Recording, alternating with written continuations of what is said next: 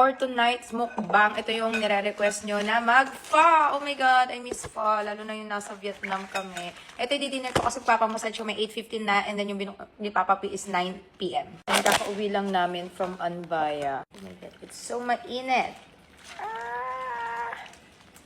And then tomorrow, may farewell party sila, Kendall.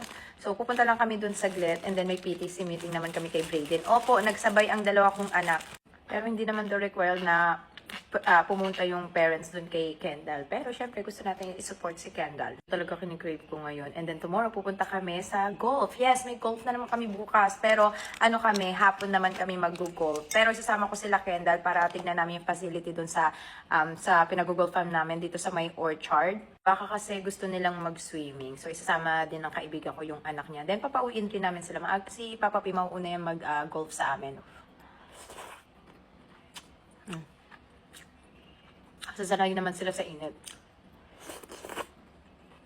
Masarap pag may tabasco. Sobrang adik ko dito sa tabasco. Lahat ng gusto kong kainin, kailangan may tabasco.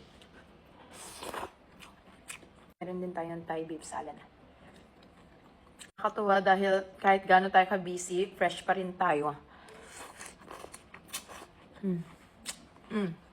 And then sa Saturday, birthday na ni Kendall. So naasikaso ko naman na lahat. Diba? Walang pahinga yung babae. And then, after birthday ni Kendall, pupunta na kami ng Cebu. Hindi pala.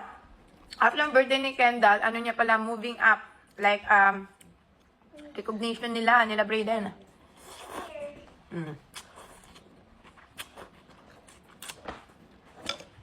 Gabi lang talaga ako makakapag-pack ng aking gamit, ng aking dadalhin sa Cebu.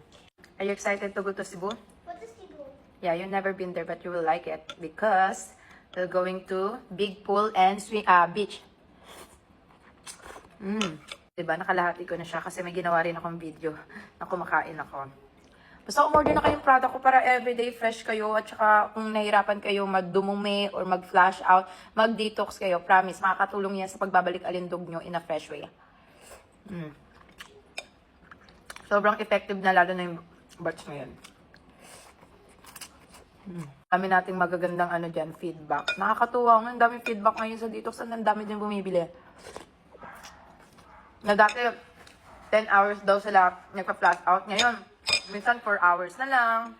Talaga pag marami kayong toxin, normal na magpa-flash out kayo ng ilang beses. Pero guys, isang beses lang talaga. Kaya nagkakaroon ng pahabol kasi minsan, hindi pa pala tapos si detox na i-cleanse yung body nyo. Kasi ako minsan talaga, isang beses. Pero pagka marami ako kinakain, 2 beses ako nagpa-flash out. May sibo-sibo pa.